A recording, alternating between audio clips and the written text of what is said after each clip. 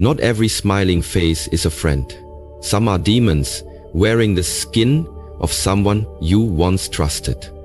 There comes a time when the people closest to you begin to reveal who they really are, not through their words, but through their energy, their actions, and the way your soul reacts when they enter the room. This isn't about superstition. This is about spiritual warfare disguised as everyday relationships. You felt it. The heavy presence, the draining conversations, the unexplained anxiety after being around certain people. These aren't just toxic behaviors. Sometimes they are signs of something darker. If you've ever asked yourself, why does this person always leave me feeling worse? You may already be surrounded. In this message, we're not talking about ghosts, but spirits that live in people. Spirits that manipulate, confuse, and destroy from the inside out. Today, I'll give you 10 unshakable signs to spot demons hiding in friends and family before they take more than just your peace. There are people in your life who don't need to say a single harsh word or lift a finger to harm you. Just being in their presence drains your spirit like a leaking vessel, and you can't quite explain why. You walk into the room feeling fine, maybe even optimistic, but after spending time with them, your energy is gone, your mood has dropped, and your peace is disturbed. You try to justify it. Maybe they were just having a bad day. Maybe you're overreacting, but deep down, your soul knows something is off. These are the people who never seem to pour into you, but always need something from you. Your attention, your time, your sympathy, your energy. It's always about their problems, their drama, their chaos, and somehow you become their emotional dumping ground without consent. They offload their heaviness onto you, then leave you to carry it. But it's not just emotional exhaustion, it's spiritual. Your body can't see it, but your spirit can feel it. These are the kinds of people who wear the face of a friend or family member, but underneath, there's something darker, feeding off the light inside you. It's spiritual parasitism, and they're not always aware of what they're doing, but that doesn't make it any less dangerous. You have to stop asking if you're being too sensitive and start asking why your soul keeps sounding the alarm around certain people. That discomfort is a warning. Your energy is your currency, and not everyone deserves access to it. Start paying attention to how you feel after every interaction. Do you feel lighter or heavier, encouraged or anxious, whole or hollow? Demons don't always come screaming with red eyes and horns. Sometimes they show up with a smile, speak in calm tones, and call you family. But if every encounter leaves you more disconnected from your peace, your purpose, or your power, it's time to recognize that this isn't just a toxic relationship, it's spiritual sabotage. You don't need to fight them, argue with them, or try to fix them. You just need to walk away and reclaim your energy. Your spirit already knows what your mind is trying to deny. Not everyone around you is good for your soul, and some are feeding on it. Protect your peace. Guard your energy. Your life depends on it.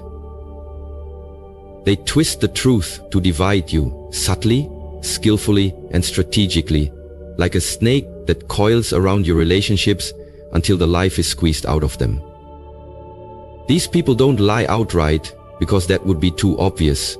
Instead, they distort reality just enough to sow doubt in your mind and suspicion in your heart. They play with half-truths, out-of-context statements, and emotionally charged stories that paint others in a dark light, all while presenting themselves as the innocent observer or the concerned friend. Their weapon is suggestion. I don't want to say anything but. Or, maybe you should keep an eye on them. They don't seem trustworthy. Little phrases designed to create cracks in your trust, isolate you from people who actually care, and make themselves your sole emotional anchor. And once you begin to drift away from those who protect your spirit, you become vulnerable, dependent, and easier to manipulate. This is how demons operate. Not with obvious conflict, but with quiet confusion. They stir the pot just enough to trigger emotional reactions and then step back as chaos unfolds, pretending they had nothing to do with it.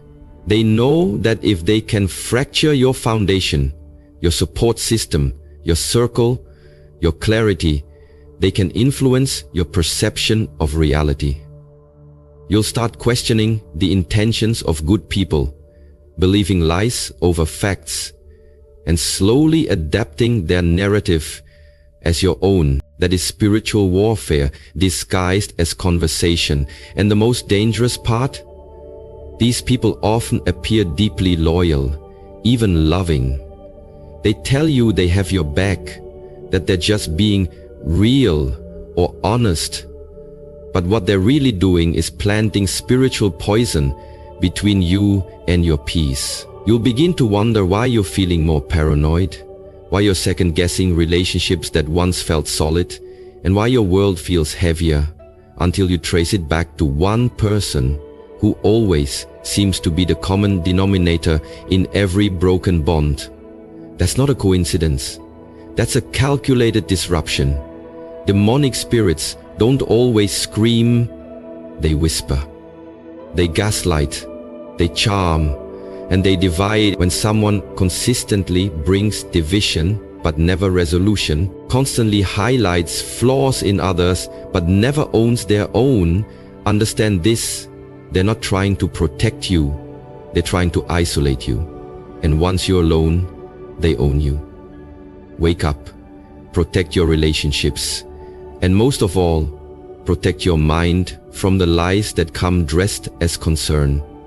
They celebrate your weakness, not your strength, and if you're not paying close attention, you mistake their false concern for real support. These are the people who clap the loudest when you're broken, but go silent when you start to heal.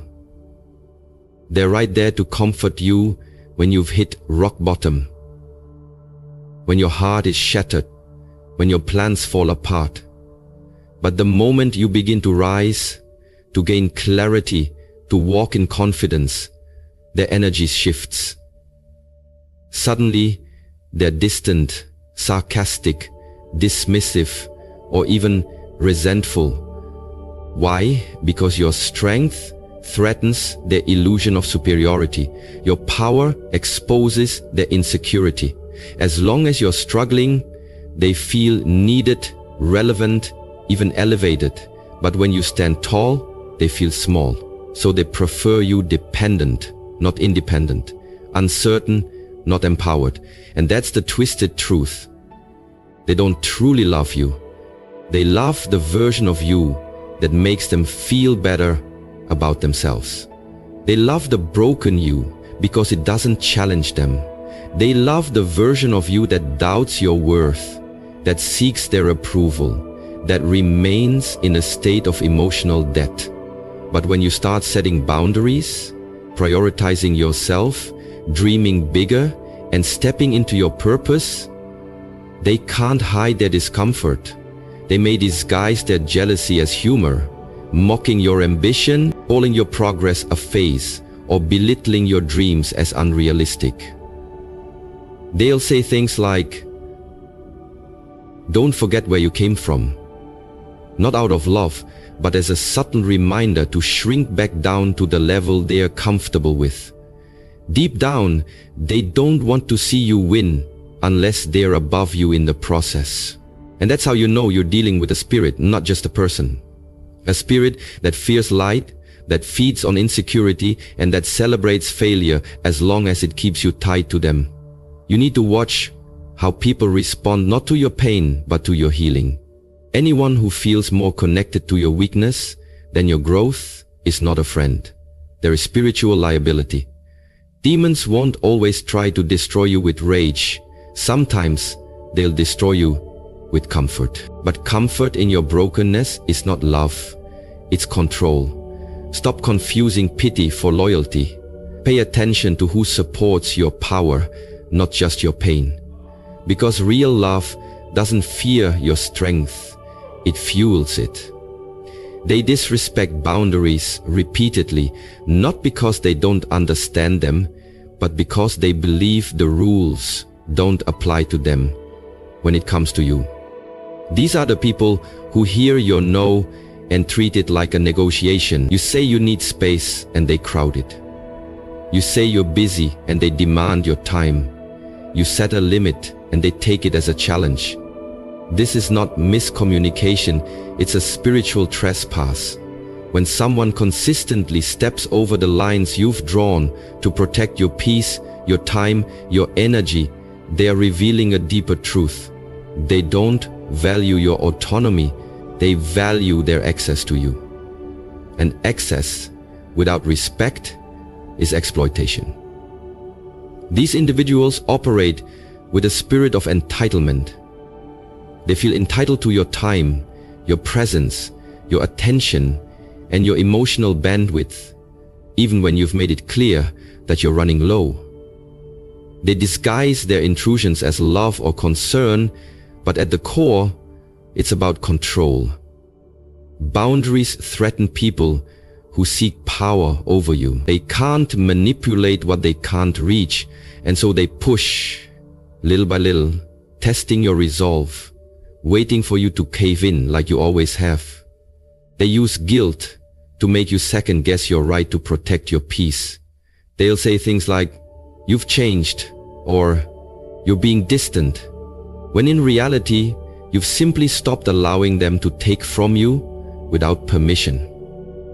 And that's the thing about boundaries. They don't just protect your peace, they expose who never respected it in the first place. Anyone who reacts to your limits with anger, passive aggression, or emotional withdrawal is revealing that their connection to you was based on convenience, not mutual respect.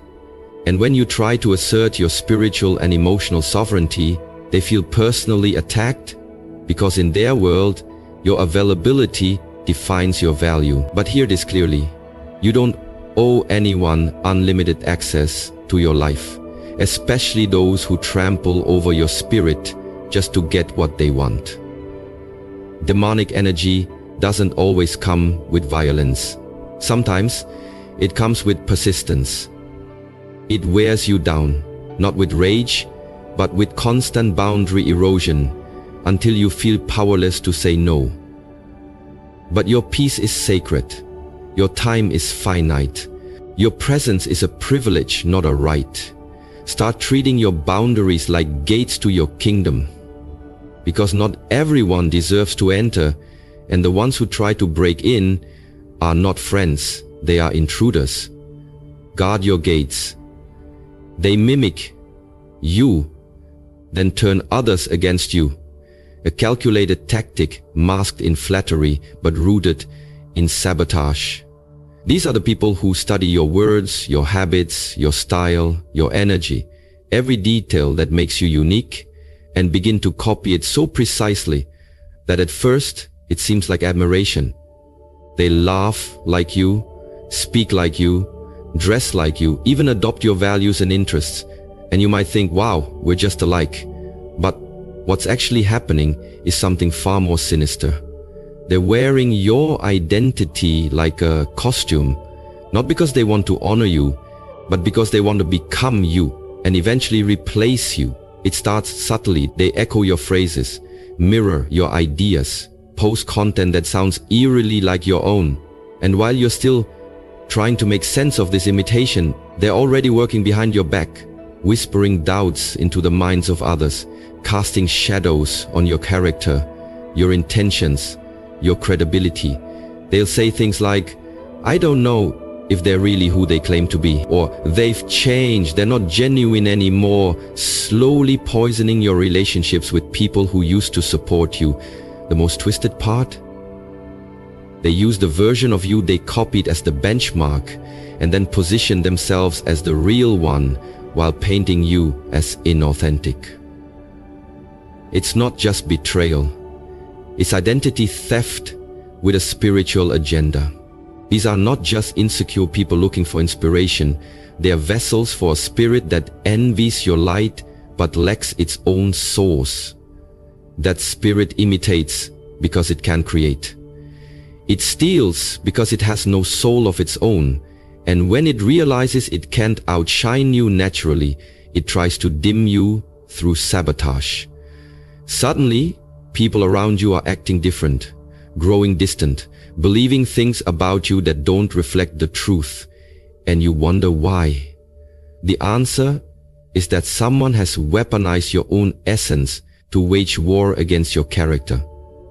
This is psychological warfare wrapped in fake admiration.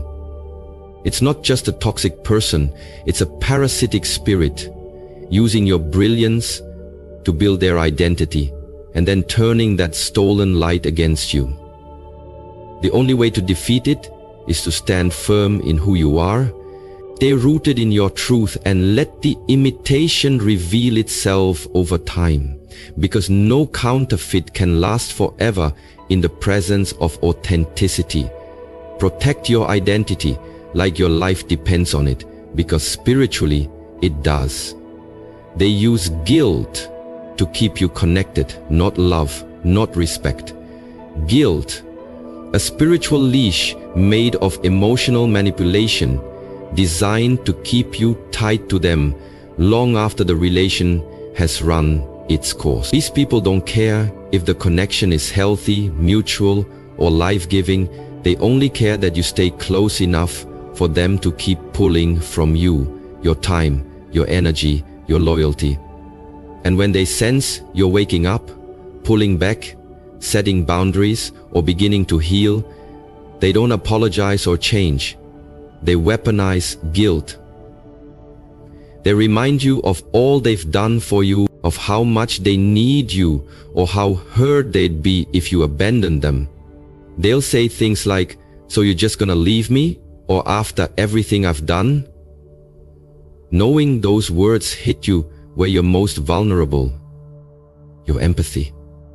They twist your compassion into a chain, convincing you that leaving them equals betrayal, even when staying with them means betraying yourself. And you feel stuck, not because you love them, but because you're afraid of being seen as heartless. But let me tell you something. Guilt is not proof of love. It's a control tactic used by people who benefit from your silence and self-sacrifice. A demon will never say thank you, but it will always say, "How could you?" These spirits latch onto your sense of duty and use it to drain your soul. Little by little, they will, until you're exhausted from trying to fix what was never yours to carry. They don't want healing, they want access. They don't want partnership, they want possession. They know that as long as you feel guilty for leaving, you'll stay, even when it's killing you spiritually. But love does not guilt trip. Real love empowers, uplifts, and frees you. Guilt binds you to people who refuse to grow, who see your evolution as a threat to their control. It's not your job to shrink so they can feel secure. It's not your job to sacrifice your peace to maintain a false image of loyalty. You are not a savior, and they are not your responsibility. Emotional blackmail is spiritual abuse in disguise, and the moment you recognize it, you have a choice. Stay in the prison they built with your guilt, or break free and reclaim your soul. You don't owe permanent access to people who only show up when you feel too guilty to walk away. Let guilt go and let yourself grow. They trigger deep, unexplainable anxiety. Not through what they say outright, but through what your spirit senses beneath their presence. You could be in the same room with them and your heart starts racing, your stomach knots, your thoughts grow chaotic, and you can't figure out why, because nothing obvious is happening. They're smiling, maybe even laughing, acting normal, but your soul knows something is off. That's not paranoia, It's spiritual discernment. Your body is reacting to an unseen force, a vibration that disrupts your peace and stirs your nervous system without warning. This kind of anxiety doesn't come from conflict. It comes from misalignment with energy that is dark, deceptive, or draining. You might try to brush it off, blame yourself, or label it as overthinking, but your body is wiser than your logic. It knows when it's under spiritual attack, even when your mind hasn't caught up yet. These people often carry heavy, chaotic energy, cloaked in charm or familiarity. They say all the right things, but their aura is loud with unrest, envy, bitterness, or manipulation, and you feel it even when you can't name it. They may even make you question your worth without insulting you directly. You leave every interaction second-guessing yourself, rethinking your choices, or feeling like your inner light has dimmed. And that's how you know. They haven't just touched your mind, they've disturbed your spirit. Anxiety is often the first warning sign that you're sitting in the presence of someone whose energy is not for you. And if every time you're around them, you feel smaller, more confused, less grounded, that is not a healthy connection. It's a spiritual warning.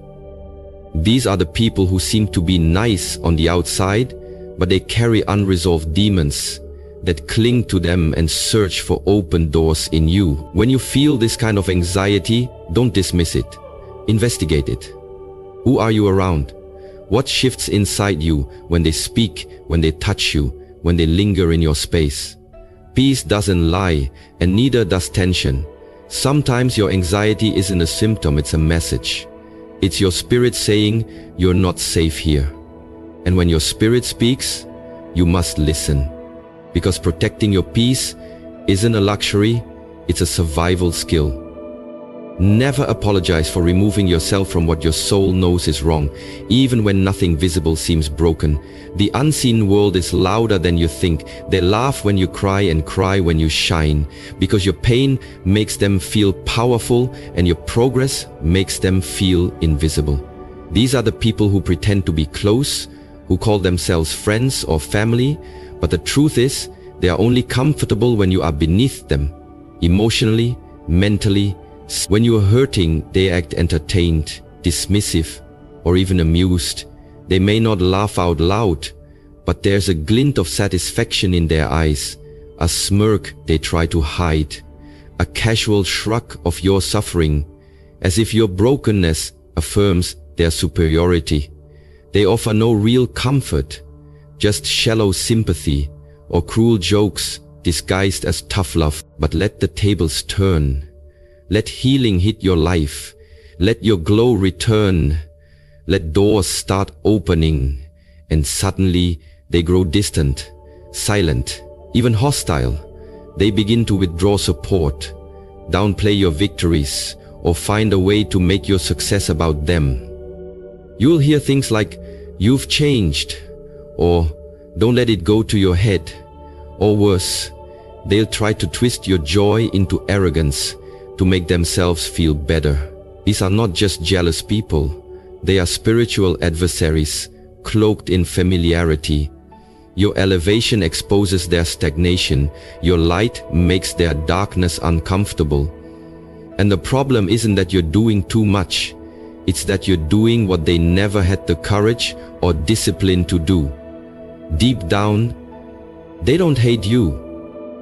They hate what you represent: growth, healing, and potential that refuses to be caged. When you cry, they don't reach to lift you. They observe like spectators at a show, because your pain is their entertainment. But when you rise, when you shine, when you finally walk in your worth, they feel abandoned by the version of you that made them feel superior. That's not love, that's spiritual bondage. These people were never meant to walk with you into your becoming. They were only assigned to witness whether you'd stay stuck, to keep them, comfortable. And once you outgrow the identity that served their ego, they mourn not your absence, but their loss of control. Pay attention to who claps when you win and who suddenly disappears.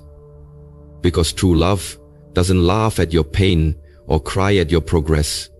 It celebrates your healing and stands tall beside your greatness, not beneath it. Let those who can't handle your shine stay in the shadows where they belong. They hate the name of God, truth, or light.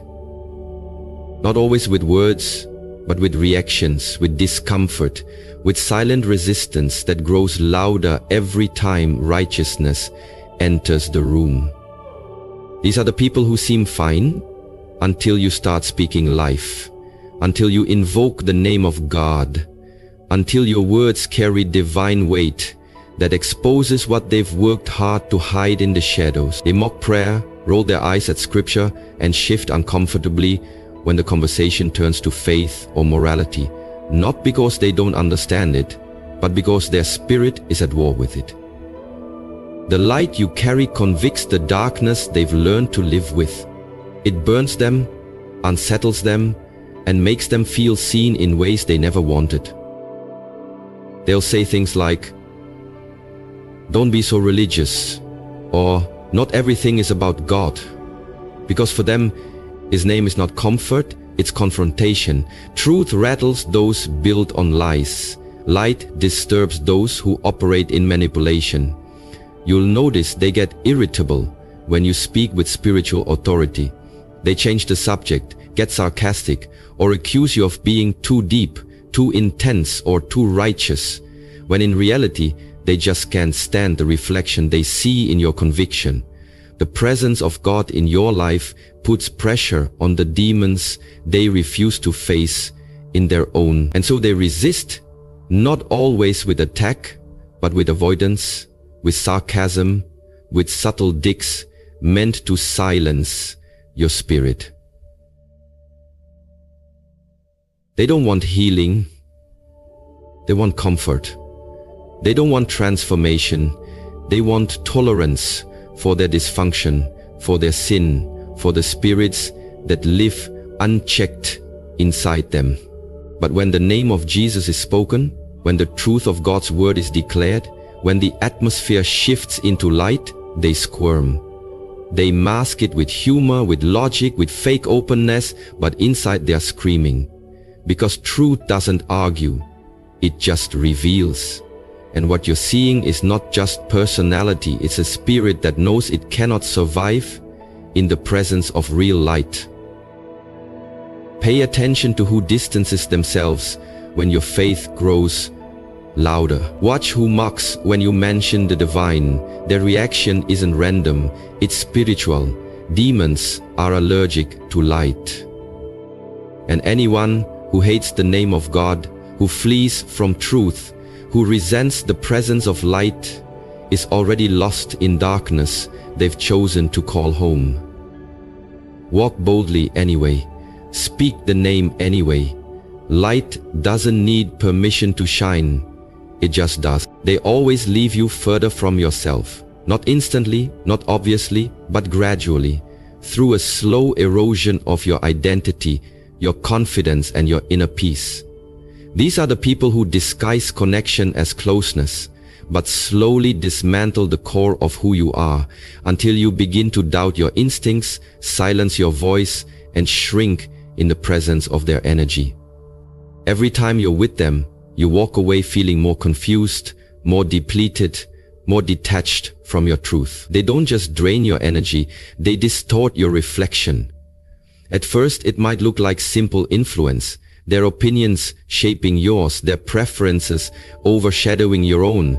But over time, you realize that you're morphing, not into a better version of yourself, but into someone easier for them to control, accept, or tolerate, and it's never in your favor. Your dreams seem less urgent, your values more negotiable, your voice quieter. They plant seeds of doubt about your path, your worth, your vision, all while pretending to support you. They call it just being honest or looking out for you, but what they're really doing is pulling you further from the inner compass that once led you boldly. These people carry a spirit that thrives on disorientation. They subtly convince you that your authentic self is too much, too sensitive, too ambitious, too intense, until you begin censoring your soul to maintain peace. But it's not peace, it's suppression. And the cost is devastating. Because the longer you stay connected to people who subtract from your essence, the harder it becomes to recognize your own reflection in the mirror. You start asking for permission to be who you already are. That's how demons work. They don't always attack you with violence. Sometimes they suffocate you with slow disconnection. They make you forget your voice, your power, your fire. And when you try to reclaim it, they accuse you of being selfish, cold, or changing. But growth isn't betrayal, and returning to yourself is not abandonment, it's resurrection. Pay attention to who leaves you feeling lost, who causes you to question what you once knew with clarity. The people who truly love you will call you back to yourself, not away from it. They'll water your soul, not drain it dry. So if someone consistently leaves you emptier than they found you, understand this. They are not confused. They are committed to keeping you disconnected. It's time to return home to yourself. Reclaim your identity. Realign with your truths and let anyone who can't honor that fall away with the lies they tried to wrap around you.